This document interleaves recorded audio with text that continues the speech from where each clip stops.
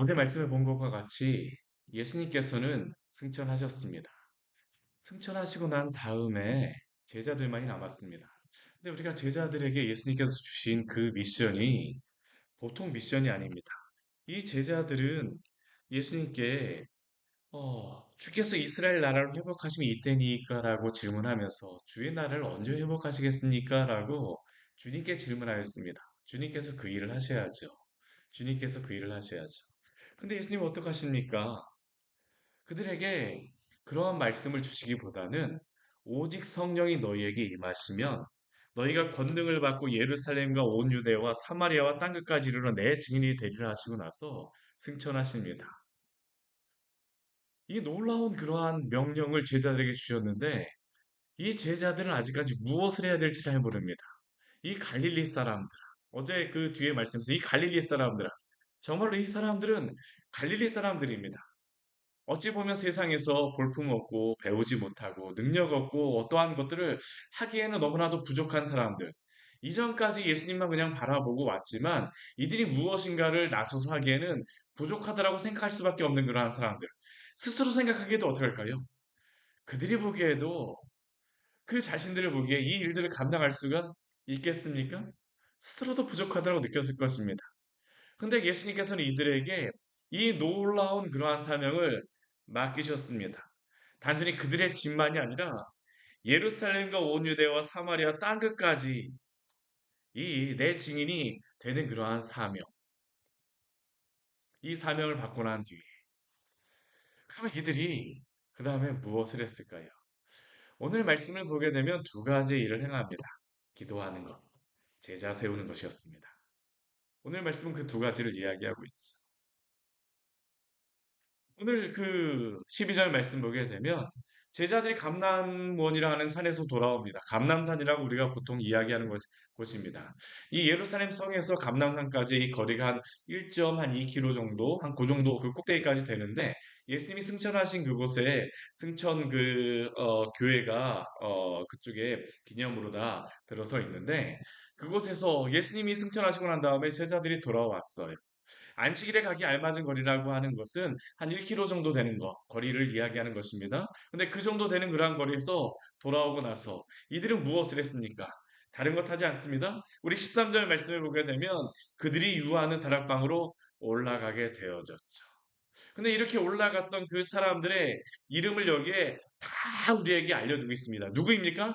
베드로, 요한, 야고보, 안드레, 빌립, 도마, 바돌로메, 마테, 알페오의 아들 야고보, 셀로딘 시몬, 야고보의 아들 유다. 여기에 그 13절 뒤에 말씀을 보게 되면 그들을 향해서 뭐라고 하냐면 다 거기에 있었다라고 이야기합니다. 다 거기에 있어. 다 거기에 있어. 예전에 도망갔던 그 제자들이 다 모였습니다. 예수님이 승천하시고 올라가시고 난 다음에 이 사명을 이들이 다 받았습니다. 예수님 가셨으니까 이제 어떻게 해야 되지? 이들은 고민하지 않습니다. 다 거기에 함께 있습니다. 그리고 그들뿐만 아니라 우리 14절 말씀에 오게 되면 여자들과 예수의 어머니 마리아, 이전에 예수님이 십자가에 달리셨을 때에 무덤에 찾아갔던 그러한 여인들, 그 여인들이겠죠. 그 여인들과 함께 예수님의 아우들까지 이곳에 함께 모였습니다. 이제는 흩어지지 않아요. 예수님이 가셨으니까 우리가 흩어져야 되겠다 말하지 않습니다. 대신 이들이 하는 한 가지의 것이 있습니다. 무엇입니까? 더불어 마음을 같이하여 오로지 기도에 힘쓰더라. 더불어 마음을 같이하여 오로지 기도에 힘쓰더라. 사랑하는 성도 여러분, 우리 안에 이러한 일이 있기를 원합니다. 사실 주님이 주님의 교회를 일으키기 위하여서 제자들에게 주신 마음이 바로 이것이었습니다. 이제는 더 이상 흩어지지 않습니다. 우리가 이것밖에 없으니까 여전히 우리를 위협하니까 여전히 위협이 있습니다. 그러나 이들이 흩어지지 않아요. 그들은 이제 무엇합니까? 약속하신 것을 기다리는 겁니다. 그 기다리기 위해서 이들이 하였던 것은 무엇입니까? 오로지 마음을 합하여서 기도에 힘쓰는 것입니다. 다른 것 집중하지 않습니다. 두려워하지 않습니다. 기도합니다. 여기에 보게 되면 모인 무리의 수가 약 120명이나 되더라라고 우리에게 말합니다. 120명이나 되더라. 예전에 흩어졌던 사람들에 비하면 예전에 예수님 주변에 아무도 없었던 그러한 상황에 비하면 많은 사람들이 모였죠. 그러나 지금 이 예루살렘의 그 사람들에 비하면 이 시대에 그 유대 지역에 한 200만 명이나 한 300만 명 정도의 그런 사람들이 살았을 것이다라고 생각을 하는데 그 사람들에 비하면 어떠한 사람들입니까? 여전히 적은 사람들입니다. 여전히 적은 사람들이에요. 200만 명, 300만 명 중에 120명의 사람들이 얼마나 될까요? 얼마나 될까요? 그런데 그들은 그 사람들이 얼마가 되든지 간에 상관하지 않습니다. 모였습니다. 오로지 기도에 힘썼습니다. 사도행전의 말씀은 무엇입니까? 우리가 사도행전의 말씀을 많이 이 말씀을 강론할 때가 언제냐 하면 교회의 부흥을 위하여서 교회의 어떠한 것들을 앞두고 이 사도행전 말씀을 봅니다. 물론 우리가 이 사도행전의 말씀을 통하여서 부흥의 어떠한 방정식이라든가 뭐 그런 것들을 구하지만 사실 사도행전의 말씀은 부흥하는 방법만을 알려주는 성경은 아닙니다. 어떠한 공식으로서 알려주는 성경은 아니에요. 그러나 분명히 우리가 알 수 있는 것은 무엇입니까? 주님이 주님의 교회를 세워갈 때 어떻게 세워가시는가라는 것을 우리에게 예로서 보여주는 말씀은 맞습니다. 그러면 그 교회를 세워갈 때에 교회가 이렇게 연약할 때에 교회가 가장 먼저 해야 될 것은 무엇일까요? 기도인 줄 믿으시기를 바랍니다. 이것은 오늘날도 동일합니다. 오늘날도 동일하죠.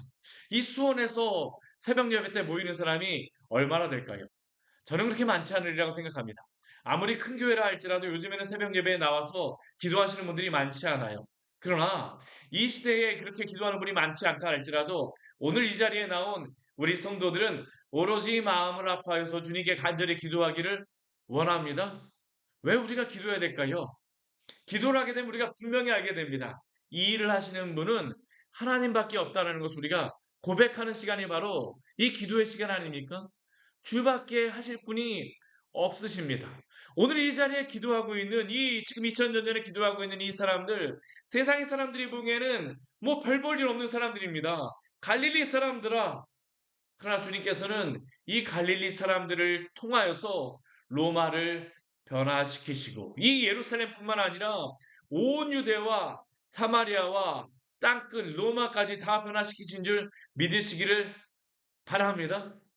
항상 교회는 이러한 성도들을 통하여서 주님의 교회를 세워 가셨습니다.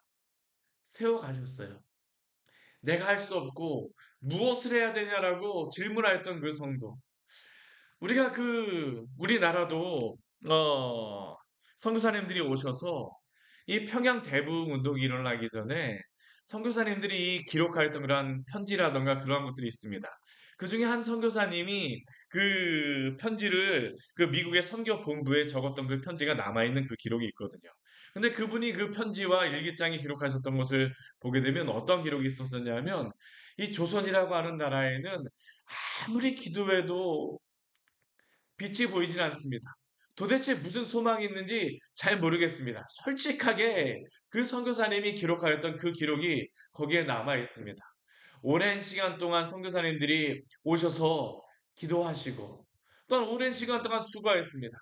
오늘날에도 우리 양화진에 가보게 되면 선교사님들의 그 무덤이 거기에 남아 있죠. 근데 양화진에 가서 저에게 가장 기억에 남는 그러한 이 묘소는 어떤 묘소냐 하면 정말로 조그만 이 그 묘비가 거기에 그 한 구석에 남아 있는 그 묘소가 있어요. 그게 어떤 묘냐 하면 그 선교사님들의 자녀들의 그러한 묘입니다.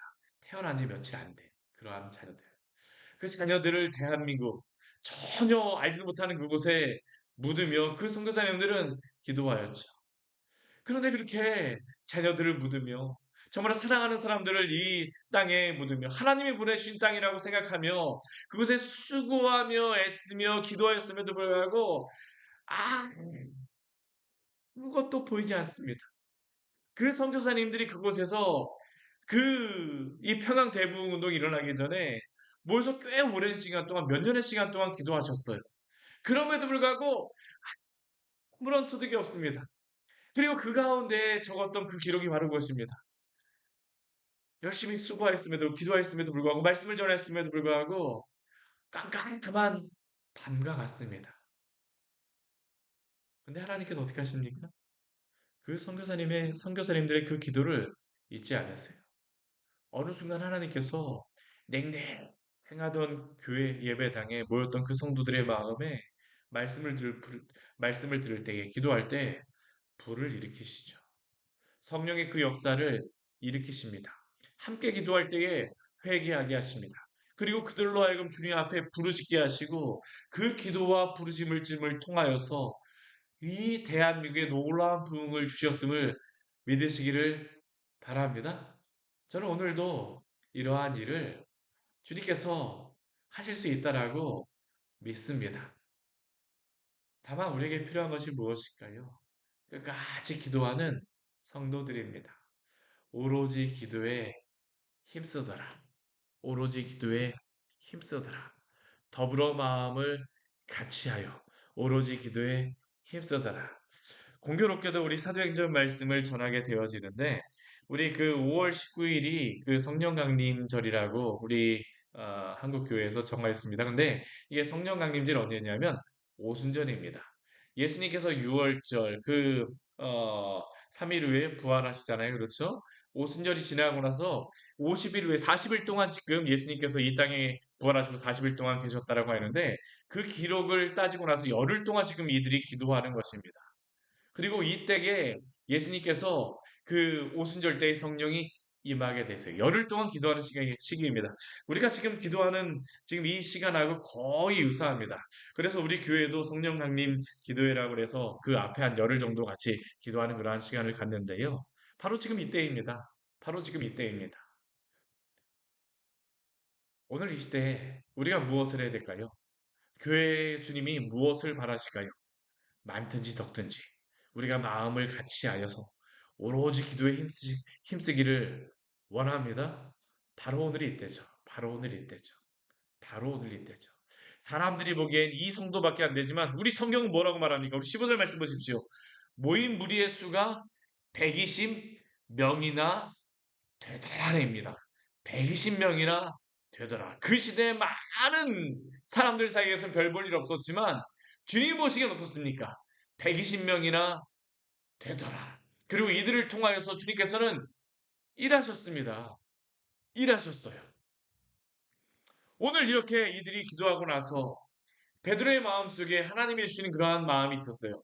무엇일까요? 오늘 15절 이후에 그 말씀에 우리 16절 말씀을 보게 되면 베드로가 그들 가운데에 일어섭니다. 그 형제들 사이에 일어섰죠. 그들에게 무엇이라고 이야기합니까?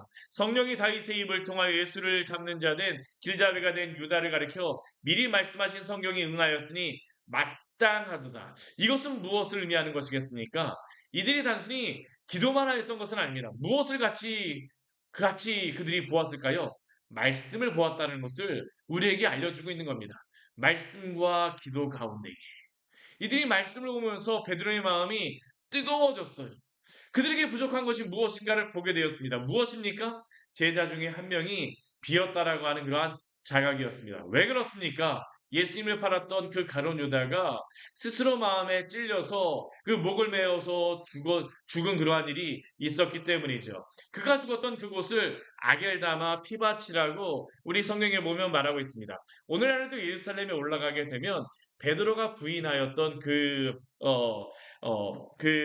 교회, 예수님을 부인하였던 그곳에 어, 바로 밑에 보게 되면 흰놈의 골짜기가 있습니다. 우리 구약 성경에 보면 흰놈의 골짜기가 우상 숭배를 하였던 그 골짜기가 바로 흰놈의 골짜기입니다. 근데 흰놈의 골짜기 멀리 있지 않습니다. 예루살렘 바로 옆에 있습니다. 바로 옆에 내려다 보이죠. 근데 그 흰놈의 골짜기에서 이 가룟 유다가 목을 메어서 죽었어요. 이 마가의 다락방이 사실 여기서 멀지 않습니다. 마가의 다락방도 이 흰놈의 골짜기가 올라가서 보게 되면 거기서 보게 되면 직접 보이지는 이게 약간 가려서 직접 오늘날엔 보이지 않을지 모르지만 이게 그 밑으로 다 골짜기가 어디 있는지 다 보이립니다. 기드론 골짜기하고 흰놈의 골짜기가 만나는 그러한 곳입니다. 이 제자들이 이곳을 보고 있어요. 가룟 유다가 죽었던 그곳을 그들이 보고 있는 겁니다. 무엇이 필요한가? 제자가 없다라는 겁니다. 제자가 있어야 되겠구나. 말씀을 보는 가운데 그들이 생각이 났습니다. 시편에 우리 20절 말씀에 오게 되면 시편에 기록되었으되라고 하면서 시편 그 49편의 말씀과 시편 109편의 말씀을 인용합니다. 그리고 그 가운데에서 그들이 어떻게 합니까? 제자를 세우는 것입니다. 제자를 세우는 것이죠.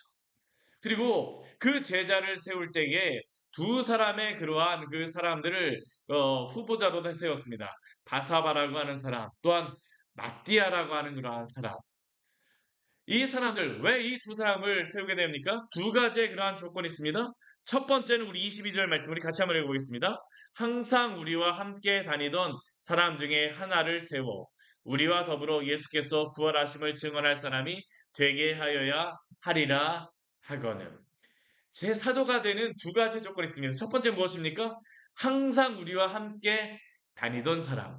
예수님의 그 모든 말씀을 직접 보고 들었던 사람. 두 번째는 어떠한 조건입니까? 예수께서 부활하심을 증언할 사람. 결국 이 사람은 부활의 증인으로서의 역할을 할 사람. 이 사람이 바로 예수님의 사도로서의 그러한 역할을 할 자라는 것을 이들이 깨달았던 것이죠. 그래서 이 사람들 중에 보니까 두 사람이 있었던 것입니다. 바사바, 마디아.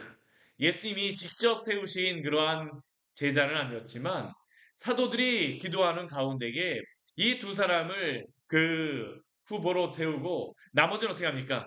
제비를 뽑았다라고 이야기합니다. 26절 말씀에 오게 되면 제비를 뽑아서 마띠아를 세우게 되죠. 그래서 11사도의 수에 들어가서 이제 제자가 어떻게 됐습니까? 12명의 그러한 제자가 되었습니다. 12명의 사도가 되어진 것이죠.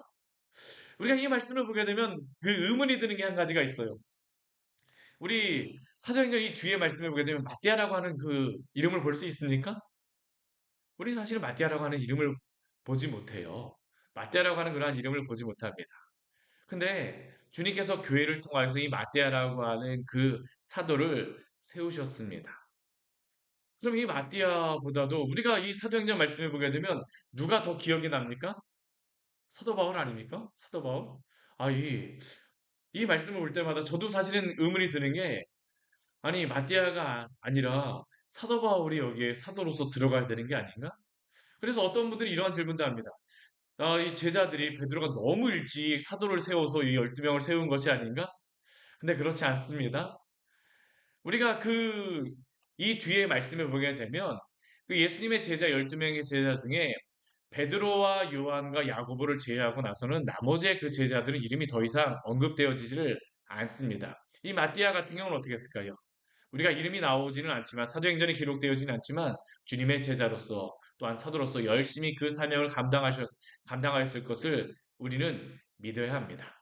왜냐하면 교회를 통해서 주님께서 세우셨기 때문이죠. 그러나 주님께서는 또 사도 바울을 통해서 어떻습니까? 이방의 사도로서 세우심으로 말미암아 또한 로마의 그러한 그 교회들을 세우시고 이 지역의 교회들을 주님의 나라를 이루어 가시는 줄 믿습니다. 우리가 할 것들은 우리가 하는 것입니다. 그러나 주님께서는 또 어떻습니까? 주님의 나라를 주님께서 이루어 가세요. 오늘 우리에게 또한 맡겨진 말씀이 있습니다. 무엇일까요? 기도하십시오. 또한 우리에게 맡겨진 그러한 제자들을 우리 교회에서 또한 세워가야 될 줄 믿습니다. 주님이 일하실 것만을 기대하면서 언제 주님께서 일하시겠습니까? 사도 바울과 같은 그러한 제자를 보내주십시오. 사도를 세워주십시오. 우리 물론 기도해야 됩니다. 그러나 또 우리가 기도해야 될 것은 무엇입니까? 주님, 제가 마띠아 같은 제자로서 주의 일을 감당하겠습니다. 또한 이 시대를 향하여서 오로지 마음을 아파요 기도하시기를 바랍니다. 그리고 이러한 사람들을 통하여서 주님은 주님의 교회를 세우셨습니다. 오 주님, 우리가 주님 이 마띠아 같은 제자가 되어서 주님의 교회를 세우기를 주님 소원하오니 주여 당신의 일을 이루어 주시옵소서. 오늘도 오로지 주님 앞에 같이 기도하는 성도가 되어지기를 원합니다. 같이 기도하시겠습니다. 하나님 아버지 오늘 말씀을 통하여서 우리에게 귀한 은혜를 주니 감사를 드립니다. 갈릴리 사람들이 보기엔 별 볼 일 없는 사람들, 그들이 보기에 120명이나 되는 사람들이 모였더라고 할지 모르지만 세상 사람들이 보기에는 120명밖에 안 되는 그러한 사람들이 모였습니다. 그러나 하나님께서는 이 별 볼 일 없는 사람들을 통하여서 기도하게 하셨고 주님의 나라를 향해서 하나님 아버지 온전히 하나님 아버지 마음을 합하게 하셨고 이들을 통해서 하나님 아버지 예루살렘과 온 유대와 사마리아와 땅끝까지 이르러 주의 복음을 전하게 하셨습니다. 하나님 아버지 오늘 이 시대에 정말로 기도하는 사람들 정말 하나님 아버지 교회가 연약하여지며 하나님 아버지 이 시대에 복음이 전해지기 참 어려운 시대라고 하지만 그러나 오늘 이 자리에 우리를 보내주셨사오니 오로지 마음을 합하여 기도하게 하여 주시고 저희가 하나님 아버지 주의 나라를 바라보며 주님이 일하실 것들을 소망하며 저희 할 일들을 감당하게 하여 주시옵소서. 오늘도 주님께서 하나님 아버지 주 앞에 온전히 기도하는 그러한 성도들을 또한 교회를 기다리고 계시지 않습니까? 비록 작은 무리요 하나님 아버지 적은 교회이오나 이곳에 광야의 샘교회를 세우셨사오니 마음을 합하여 하나님 아버지 기도하게 하여 주시고 오로지 하나님 아버지 전심으로 주 앞에 기도하며 나아갈 때에 주여 당신께서 하나님 아버지 이 시대에 주의 부흥을 이루어 주시옵소서. 당신의 그 나라가 하나님 아버지 이곳에 임하게 하여 주시고 들풀 하나님 아버지 정말 하나님 아버지 이곳에 하나님 아버지 주의 하나님 아버지 놀라 하나님 아버지 부흥의 불길이 임할 수 있는 또 하나님 아버지 이 시대가 되어질수록 주여 당신께서 하나님 아버지 역사하여 주시옵소서. 우리 귀한 선교사님들 하나님 아버지 100년 전에 와서 하나님 아버지 정말 하나님 아버지 부흥의 불꽃이 일어나지 않습니다라고 하나님 아버지 기도하였지만 그러나 그 속에서도 주의 일을 이루실 것과 같이 오늘도 주님 앞에 간절히 기도하는 성도들을 통하여서 주님이 주님의 일을 이루어 주시고 당신의 역사를 이루어 주시옵소서. 주의 영광 하나님 아버지 밝히 주님께서 드러내 주시옵소서. 예수님 이름으로 기도드립니다. 아멘. 오늘 말씀 같이 기억하시면서 기도하며 나가도록 하겠습니다.